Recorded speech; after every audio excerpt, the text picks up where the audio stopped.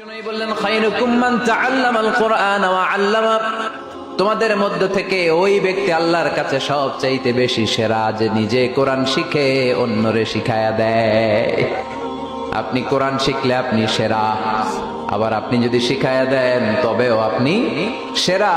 এজন্য কোরআন শিখানোর চেয়ে শ্রেষ্ঠ কাজ হয় না। আপনি যদি কাউরে শুধু সূরা ফাতিহাটা শিখান, কোন সূরা, ওই লোক যতবার জীবনে সূরা ফাতিহা পড়বে তার একটা পার্সেন্টেজ সওয়াব আমলনামায় আপনার আছে না নাই?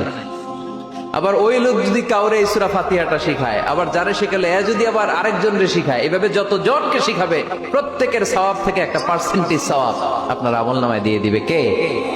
এজন্য কোরআন শিখবো, শিখাবো, শিখবো, শিখাবো। যারা কোরআন জানি না, কোরআন জেনে মরবো, no excuse will be granted that day. সেদিন কোনো অজুহাত আল্লাহ গ্রহণ করবে না। সব পারো, কোরআন পারো না কেন? সবই তো পারো। হিন্দিতে কথা বলতে পারো, ইংরেজিতে কথা বলতে পারো,